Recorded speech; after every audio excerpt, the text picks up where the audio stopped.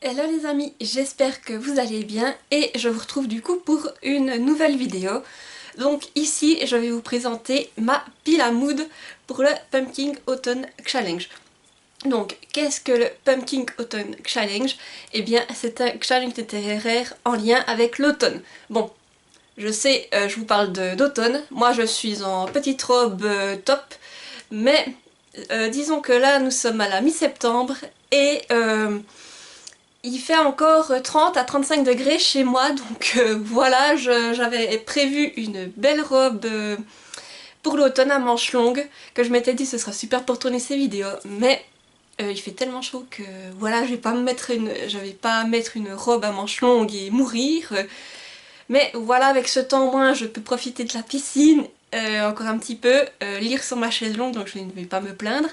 Mais c'est vrai que pour toutes mes vidéos que je vous ai tournées pour cet automne, que ce soit la pile à lire ou toutes les choses en lien avec l'automne, je suis en top. Mais voilà, cette année, le mois de septembre est très chaud. Du coup, voilà, c'est pas ambiance très automnale niveau tenue.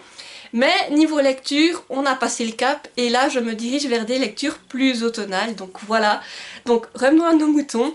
Qu'est-ce que le Pumpkin Autumn Challenge? Eh bien c'est un challenge qui a lieu qui a commencé le 3 septembre et qui se terminera le 3 décembre de cette année. Donc comme je vous disais, c'est un challenge littéraire plutôt dédié à l'automne, qui est organisé par le Terrier de Guimauze.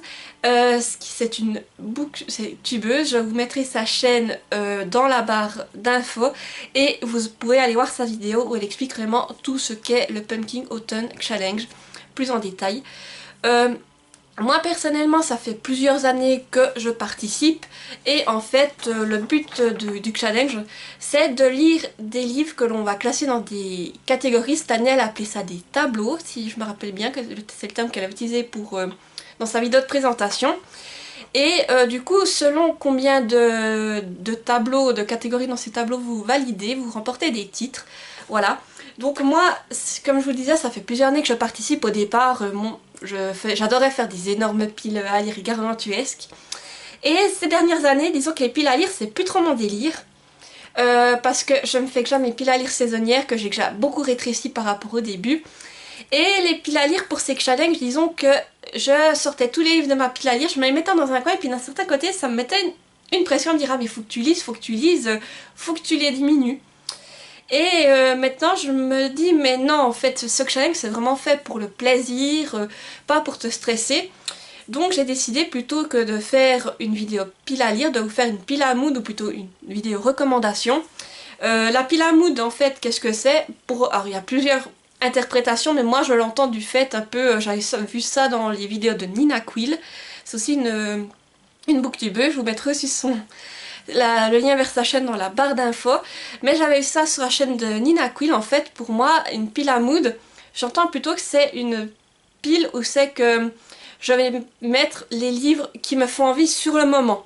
Donc c'est-à-dire que c'est des livres qui vont rester dans ma bibliothèque, que là que j'ai sorti pour vous montrer et que j'ai classé dans chaque catégorie pour vous mettre un exemple. Mais cette pile à mood peut changer au fil du challenge. Il y a certains livres que je ne vais peut-être pas prendre et d'autres au contraire que tout d'un coup je vais me dire ah celui-là il me fait bien envie et je vais le prendre, voilà. Et tout ça comme ça va pas quitter la pile à lire qui est derrière moi, les sont juste sortis pour vous les montrer mais après ils y retournent. Et bien pas de stress, j'y vais au feeling selon mon envie et voilà, pas de pression et c'est ce qui me convient le mieux. Voilà, du coup c'est parti pour cette vidéo, j'espère que ça va vous plaire. Du coup, le Pumpkin Autumn Challenge est découpé en tableaux dans lesquels il y a plusieurs catégories, 3 à 4 selon les tableaux, et chaque catégorie comporte des mots-clés dans lesquels il faudra essayer de classer vos lectures. Voilà, en tout cette année il y a 14 catégories, donc je vous ai fait une pile à mood de 14 livres. Alors c'est parti, la première catégorie, le premier tableau plutôt, je vais m'emmêler les passantes, c'est de moi je le sens. Donc le premier tableau c'est Automne frissonnant et la première catégorie, viens flotter avec nous, et là les mots-clés sont horreur, thriller, clown, épouvante, fantastique et rouge. Donc pour cette catégorie, j'ai décidé d'y glisser le tome 1 de Belladonna d'Adaline Grace aux éditions de Saxus. Donc je vous mets la couverture ici car c'est un livre que j'ai en numérique. Ici on suit Signa, qui a 19 ans, elle est orpheline et elle a toujours été élevée par des tuteurs et disons qu'elle a beaucoup changé au fil du temps car ceux-ci sont décédés. Là, elle se retrouve chez une famille où la mère est également décédée et elle se lait avec le père du coup et les deux fils, les deux enfants plutôt. Et un jour, le fantôme de la mère apparaît et dit qu'elle a été empoisonnée. Signa se rend alors compte que toute la famille pourrait bien être en danger et pour essayer d'éviter que quelqu'un ne leur fasse du mal, elle va se lier avec l'ange de la mort. C'est une ombre qu'elle aperçoit depuis qu'elle est toute petite et que normalement elle ne devrait pas apercevoir. Voilà pour le résumé. Donc là ça me semblait être un livre approprié parce que je me disais qu'on entrait un peu dans le terme de l'épouvante parce qu'il y a du meurtre, déjà le thriller. Parce qu'il y a des meurtres, hein. Tous les tuteurs de Signa sont décédés, on ne sait pas pourquoi mais ils sont morts.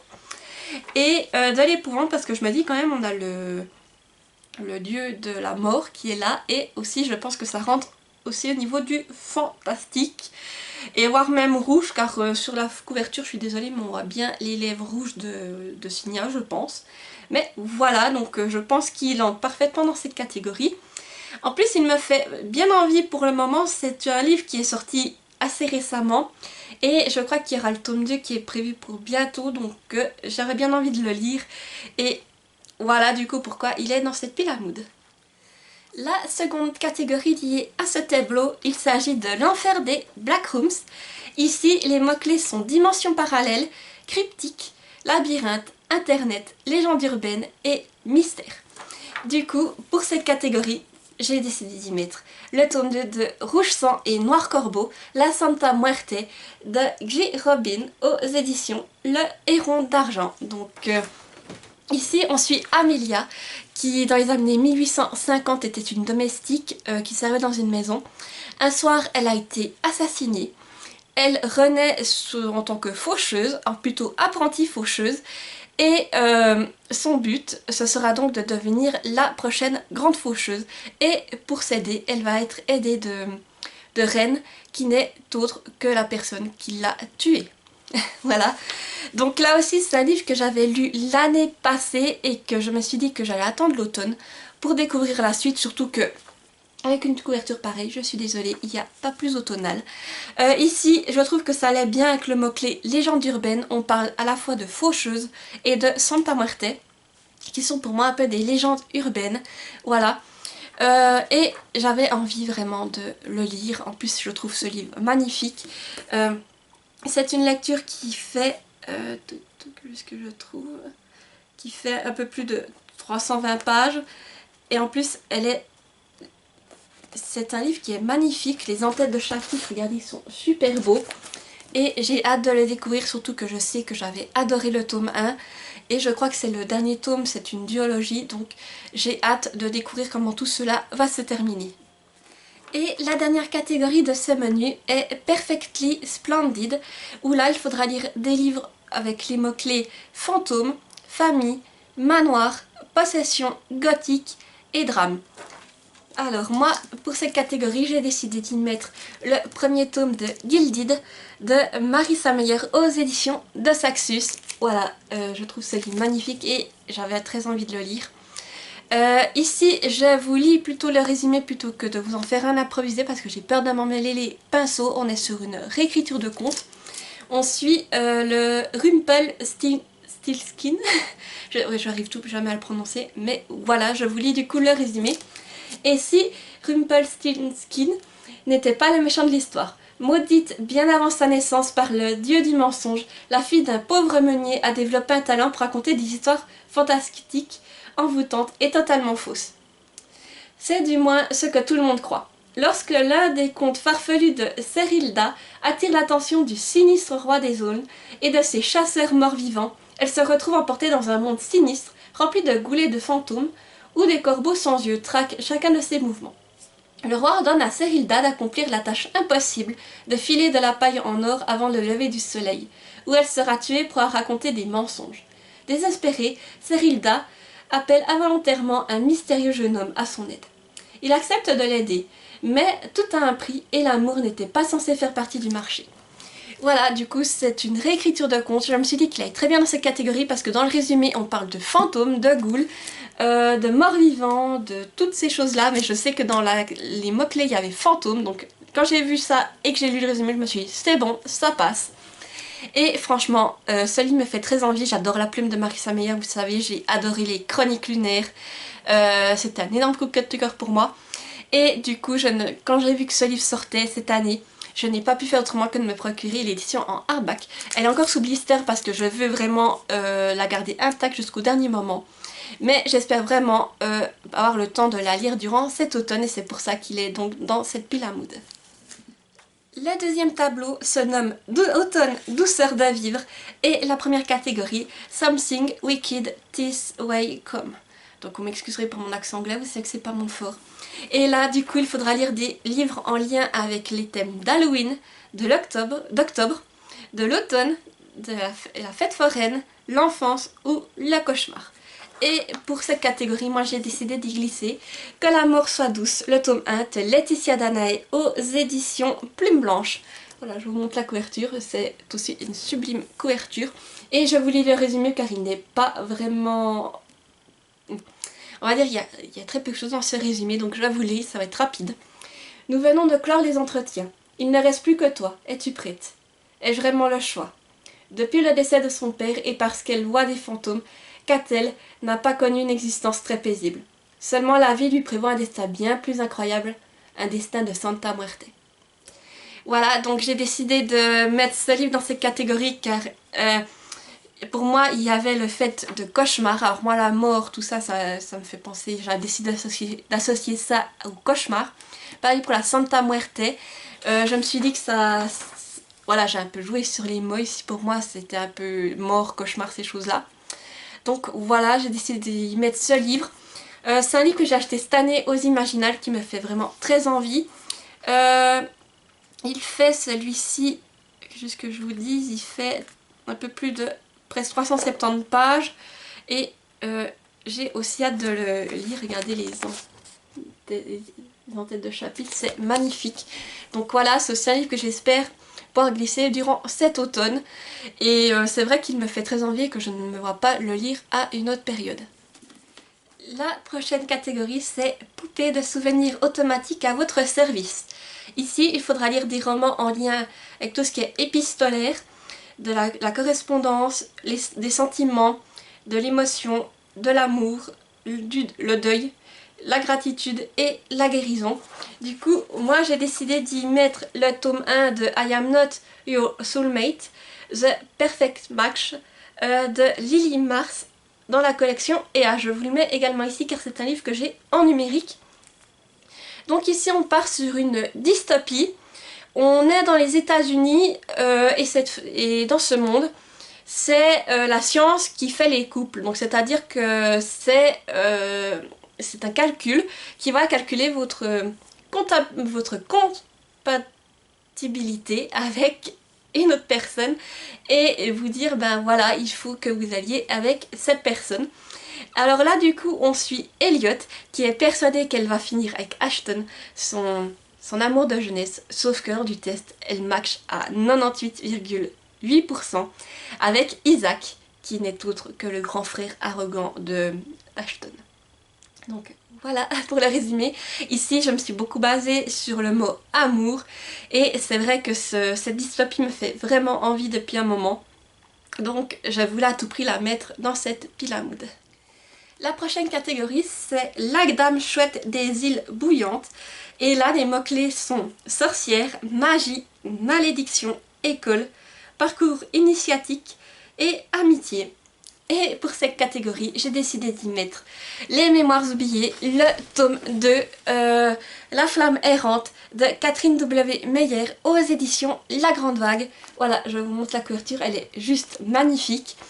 Et ici, on va suivre Lana qui était dans une école pour devenir conseillère. Où, voilà, son but c'était de devenir une des futures conseillères de cet univers. Sauf que cette école a été attaquée et elle a été renvoyée chez elle. Et durant cette période, Lara pourrait bien découvrir Lana, qu'est-ce que je dis Lara moi? Lana pourrait bien découvrir des secrets qui sont en lien avec son passé. Voilà, donc là je vous ai fait le résumé du tome 1. Donc bien entendu dans ce tome 2 on va continuer à suivre les aventures de Lana. J'ai adoré le tome 1 et franchement je voulais le mettre dans cette pile à mood. Ici j'ai décidé de jouer avec les mots magie, car on est dans un univers où il y a des conseillères qui ont quand même des pouvoirs magiques. Donc je me suis dit que voilà, là ça matchait. Et école, car dans le tome 1 effectivement il y a une espèce d'école où on forme ses futurs mages. Voilà, ses futurs conseillers. Donc je me suis dit que ça matchait aussi à ce niveau là. Et amitié, car bien entendu Lana a des amis qu'elle se fait au fur et à mesure de l'intrigue. Donc voilà sur quel mot j'ai joué pour y inclure ce tome 2. Mais vraiment j'ai hâte de le lire, et celui-ci je pense que c'en est un que vous allez retrouver dessus que je vais lire dessus cet automne, car c'est un service presse que j'ai reçu directement de la part de l'autrice, donc je la remercie encore. Et franchement ça a été une super belle découverte, j'ai dévoré le tome 1 et j'espère que dans ce tome 2 ce sera la même chose. Ici on part sur une lecture qui fait un peu plus de 300 pages et qui est écrit quand même assez, l'écriture est standard mais assez serrée, mais comme je vous dis ça se lit tout seul. Et j'ai vraiment hâte de découvrir la suite des aventures de Lana et des autres personnages qu'on a découverts dans le tome 1. Et la dernière catégorie de ce tableau, il s'agit de la loi fondamentale de l'échange équivalent. Et ici les mots-clés sont partagés. Alors en fait ici c'est pas vraiment des mots-clés, il faut partager une lecture commune, un film ou un jeu. Donc pour moi ça a été vite vu, car une lecture commune est prévue pour ce mois de septembre. Il s'agit d'une lecture commune sur Enchantment of Ravens de Margaret Rogerson aux éditions Big Bang. Voilà, je vous montre la couverture, j'ai l'édition Toc Toc, hardback. Donc ici on suit Isabelle, je crois, si je dis pas de bêtises, oui, Isabelle, qui est une jeune artiste peintre, et elle a des clients bien particuliers car ce sont les faillés. Car dans cet univers, les failles ne peuvent rien créer, car s'ils s'avisaient à ne serait-ce que donner un coup de pinceau, ils tombent en poussière.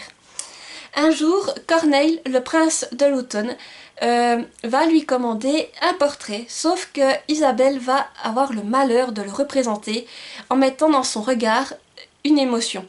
Ce qui est, on va dire, perçu comme une insulte du point de vue des failles. Du coup, Corneille vient la chercher pour la traîner au tribunal. Et pendant le voyage, ils vont se faire attaquer et il pourrait bien être certains sentiments entre ces deux-là. Voilà. Donc, lecture commune, c'était l'idéal. En plus, c'est un livre que j'avais hâte de découvrir et la couverture, franchement, fait très automnale. Donc ça aussi, c'est une lecture que vous verrez passer pendant cet automne. Ici, on est sur une lecture qui fait presque 380 pages. Et franchement, c'est très beau. Regardez, ils ont en tête de chapitre, il y a des petits dessins. Et franchement, je me réjouis de le lire et de pouvoir prochainement vous en reparler. Le prochain tableau se nomme Automne des bois et au-delà. Et la première catégorie, pomme alors, c'est le goût de la tarte aux amours. Ici, les mots-clés sont animaux, mémoire, intergénérationnel, thé, gourmandise, altruisme, tendresse, aide et guide. Du coup, j'ai décidé d'y glisser Au fil du thé de Kim Gallet, aux éditions Grimoire et La Plume. Voilà, je vous le mets également ici car c'est un livre que j'ai en numérique et je vais directement vous lire son résumé, je ne vais pas vous en faire un improvisé. Combattre, lutter à chaque instant contre ces démons. Même s'ils sont immatériels, ça n'en est pas moins réel. Bien au contraire. Valentin, jeune Strasbourgeois, atteint d'anxiété sociale, voit ses routines de vie basculer lorsque Mamie Ming, la vendeuse de son magasin de thé préféré, est remplacée par un charmant ex-agent du RAID en convalescence. Entre panique et exaltation, saura-t-il déplacer ses barrières pour se donner la chance de vivre une véritable histoire d'amour? Donc là, voilà, c'est un service presse que j'ai reçu de la maison d'édition, que je remercie encore. Et il rentrait parfaitement dans ces catégories car il y a le mot thé dans le titre et également dans l'histoire. Donc voilà, je trouvais que c'était la catégorie qui lui est vraiment dédiée. Et j'ai hâte de découvrir cette romance MM.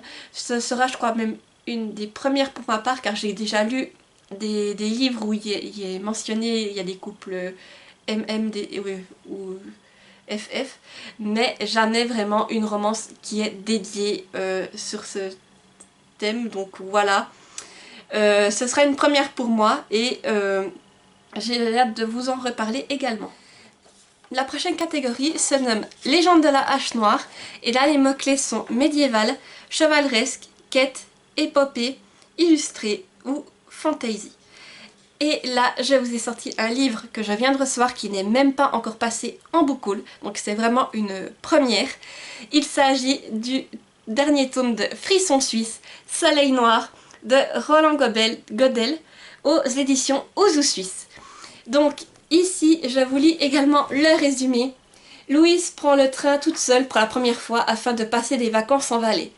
Mais les soucis s'accumulent sur son trajet. Un violent orage éclate. Son cousin Noé, qui devait la rejoindre en cours de route, est retardé. Puis un accident mystérieux immobilise son train en pleine vallée, forçant les passagers à en descendre. Un vieil homme charmant, ainsi qu'un couple aimable, lui propose de l'accompagner en voiture jusqu'à Sion. Cependant, les apparences sont trompeuses. L'adolescente va découvrir la menaçante secte du Soleil Noir et les terribles intentions de ses membres. Pourra-t-elle échapper à ce piège ? Donc ici, j'ai décidé de jouer sur le mot illustré, car nous sommes effectivement sur un roman jeunesse illustré.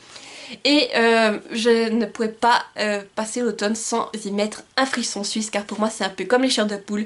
Toute période d'automne mérite son frisson suisse. Et ici on est donc sur une lecture qui fait un peu plus de 120 pages et qui est écrit vraiment très grand et bien aéré, car comme je vous ai dit c'est du jeunesse. Regardez, en plus tout est illustré et franchement j'ai hâte et je remercie encore les éditions Ouzou Suisse pour cet envoi. La prochaine catégorie c'est la mélodie infernale de la corne de chasse et là les mots-clés sont monstre, créature, wyvern, expédition, aventure. Et là j'ai glissé aussi un livre que je viens de recevoir, que je n'ai pas encore présenté en book haul non plus. Il s'agit de Horreur Suisse, l'Escape Game de Lézin de Catherine Roland aux éditions Ouzou Suisse, que j'ai aussi reçu en service presse, donc je remercie aussi encore la maison d'édition. Ici je vous lis le résumé. Roman et ses amis passent leurs vacances au camp de Lézin. Un sanatorium désaffecté surplombe la ville. Il serait hanté par les passions du docteur Anne Hart, le médecin qui dirigeait l'établissement dans les années 1930 et pratiquait sur les malades des expériences mortelles. Curieux, les 4 copains filent explorer la bâtisse, où un escape game nouvellement installé peut être testé. Mais est-ce vraiment un jeu? Patient revenant à la vie et savant fou serait-il réel? Donc voilà, ce livre me semblait idéal pour mettre dans la catégorie monstre, créature. Voilà, pour vraiment, ça collait bien avec ces mots-clés, voire même aventure, car là on part vraiment sur une espèce de sanatorium, donc je me suis dit que ça allait bien passer, et franchement il m'a fait super envie de regarder cette coupe, c'était magnifique, et là aussi on est sur une lecture jeunesse illustrée.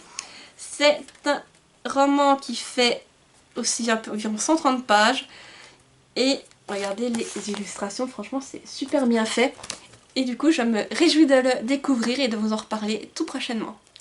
Et la dernière catégorie de ce tableau se nomme Rocket Raccoon on the Run. Et là les mots-clés sont mutation, expérience scientifique, science-fiction, chasseur de primes, gardien, galaxie. Et j'ai décidé d'y mettre du coup le livre de Bipocalypse d'Ariel Holtz aux éditions, je crois que c'est l'École des loisirs, j'ai un doute. L'École des loisirs, c'est ça. Voilà, je vous montre la couverture et je vous lis le résumé. Pour se rendre au lycée, Sarah n'oublie jamais sa batte de baseball, ses talismans et son couteau de chasse. Tout ce dont elle a besoin pour affronter les animaux mutants, les fantômes et autres créatures qui ont envahi les rues de Concordia. Sam sait y faire. Il y a 8 ans, elle a survécu à l'apocalypse et aux bouleversements qui ont suivi. Aujourd'hui, nouveau défi. La ville vient de lever la quarantaine de l'ancien parc public contaminé lors de la fin du monde et s'apprête à accueillir ses habitants. Certains affirment qu'ils auraient muté, d'autres s'interrogent sur ce qu'ils auraient mangé pour survivre ou qui. Les jumeaux que Sam voit débarquer dans sa classe sont loin de faire taire les rumeurs. Peau diaphane, œufs Rubicon, dents acérées, très vite ceux qui se moquent d'eux ou les prennent à partie sont les victimes d'incidents inexpliqués. Tous semblent accuser les nouveaux venus. Mais dans une ville comme Concordia, peut-on se fier aux apparences? Une seule façon de le savoir, braver les dangers des quartiers interdits, au risque d'y perdre la vie.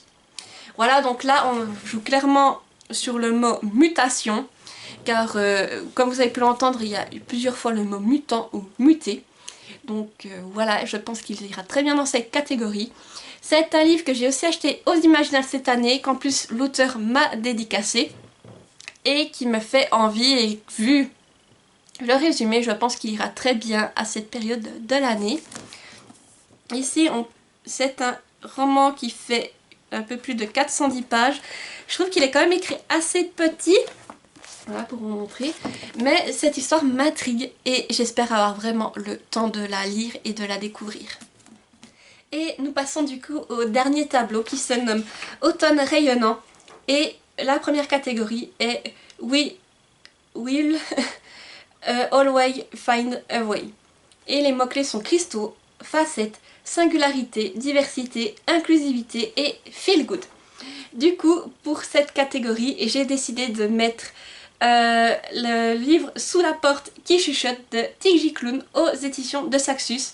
Pareil, je vous le mets ici car je l'ai en numérique. Je vous lis également le résumé car il est assez diversifié et j'ai pas envie de m'emmêler les pinceaux. Wallace Price n'est pas ce que l'on peut appeler un personnage sympathique, loin de là même. Vous ne pleurerez sûrement pas en apprenant, vous ne le pleurerez sûrement pas en apprenant qu'il vient de mourir. Mais lorsqu'une femme se présentant comme une faucheuse vient le chercher à ses propres funérailles, Wallace a du mal à accepter son funeste destin. Au lieu de le conduire vers l'au-delà, la faucheuse l'emmène dans un petit village où se trouve un salon de thé, pas comme les autres. Hugo, le patron de l'établissement, y aide les âmes à passer de l'autre côté. Wallace n'est absolument pas prêt à abandonner la vie qu'il a à peine vécue, et avec l'aide de Hugo, il découvre enfin ce qui lui a manqué dans le passé. Ben un jour, le directeur, un être mystérieux et puissant, annonce à Wallace qu'il devra effectuer dans une semaine la traversée vers le monde des morts. Ce dernier entreprend alors de vivre toute une histoire en 7 jours. Y parviendra-t-il? Du coup, ici, j'ai joué sur le mot inclusivité car j'ai déjà lu La maison de la mère cérulienne de Tig Clown et je crois que ce livre, déjà la maison de la mère cérulienne était beaucoup basée sur l'inclusivité. Et là, je crois que ce livre s'inspire aussi des mêmes thèmes, alors peut-être pas avec exactement la même histoire, mais c'est pour ça que je joue sur ce thème-là. Alors, je peux me tromper totalement, mais j'ai essayé de le mettre là-dedans en me disant que ça pouvait concorder. Et je vous avoue que j'ai bien aimé l'autre livre de Tig Clown et que celui-ci m'intrigue. Surtout que j'ai beaucoup aimé cette ambiance qui est vraiment très douce et qui essaye de me faire passer des messages. Alors voilà, c'est un livre que j'ai décidé d'aussi mettre dans ma pile à moudre en espérant avoir le temps de le découvrir. La prochaine catégorie se nomme L'esprit indomptable de Joe Marsh. Et là, les mots-clés sont place de la femme, indépendance, ambition, rêve, sororité, théâtre ou écrivaine. J'ai décidé d'y mettre un tome des Twisted Tale, Où est la vraie vie de il est où de Liz Braswell aux éditions Hachette Heroes. Ici on est donc sur une réécriture de réponse et le et si la mère de réponse avait bu la potion de la mauvaise fleur.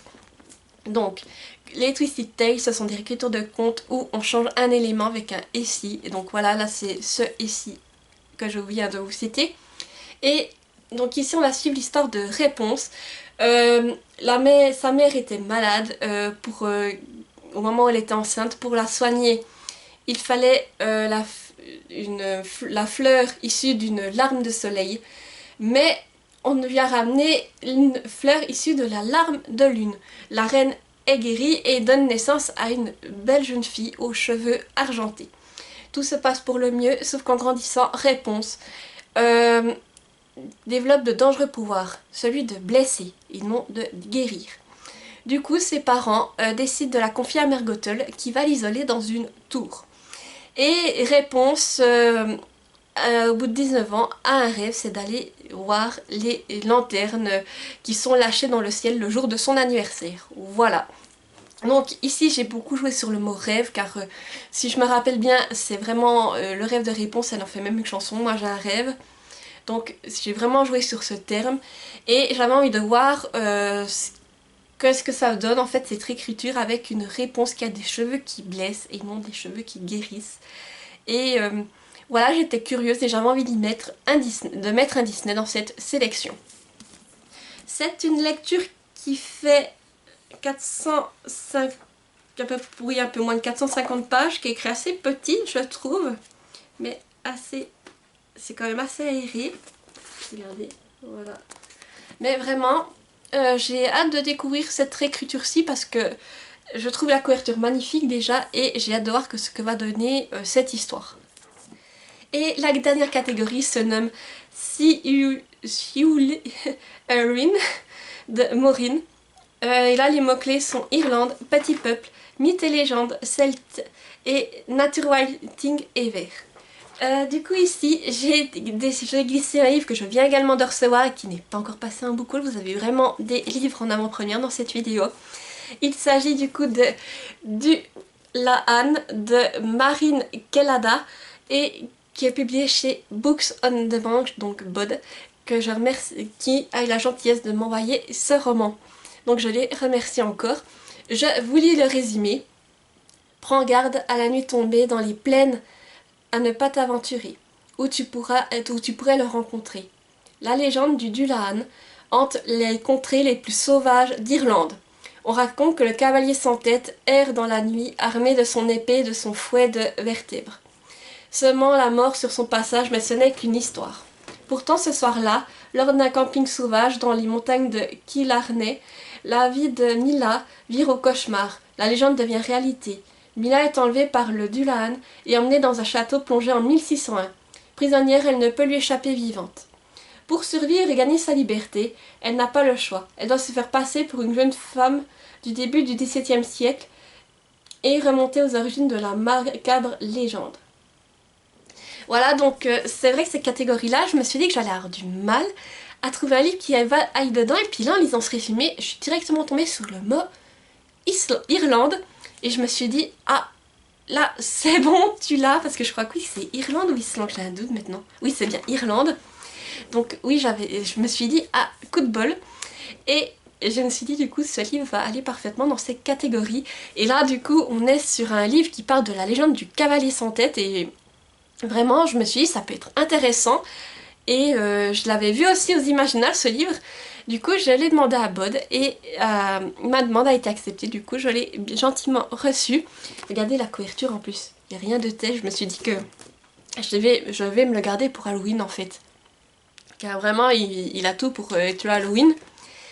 Et c'est un livre qui fait 280 pages. Il est écrit assez grand. Voilà, pour vous montrer. Mais vraiment, il me fait super envie et j'ai hâte aussi vous en reparler. Voilà les amis, et j'arrive au bout de cette vidéo, j'espère qu'elle vous aura plu. Comme je vous ai dit, vraiment c'était une pile à mood, donc c'est-à-dire que c'est les livres qui me font envie à ce moment-là. Quand je regardais ma pile à lire, je me disais voilà, pour l'automne, il y a ce livre-là qui me ferait bien envie. Ce n'est pas dit que je vais vraiment la respecter de A à Z. Il y aura peut-être certains livres, comme je vous ai dit, qui vont être lus effectivement, et d'autres qui vont changer au fur et à mesure de la saison, mais voilà, ce sera vraiment selon mon humeur du moment, quand j'irai piocher dans la pile à lire juste là derrière. N'hésitez pas également à me dire en commentaire si vous aussi vous participez au Pumpkin Autumn Challenge, quel livre vous allez lire, si dans la catégorie que je vous ai fait, il y a certains livres que vous avez déjà lus et qui vous ont plu, car cela va peut-être me motiver à les lire et à les sortir plus rapidement de ma pile à lire. Et si vous êtes trop timide pour laisser un commentaire, mettez-moi un emoji. Je sais pas, mettez-moi un emoji en lien avec l'automne, ou Halloween, une citrouille, ce que vous voulez, qui a un lien avec l'automne. Sinon, si la vidéo vous a plu, n'hésitez pas à mettre un petit pouce en l'air pour soutenir la vidéo. Et activer la petite cloche pour ne pas rater mes prochaines vidéos. Et aussi, si vous le souhaitez, n'oubliez pas de vous abonner à la chaîne car ça fait toujours plaisir. Voilà. Du coup, je vous dis à bientôt pour une prochaine vidéo et portez-vous bien. Bye bye!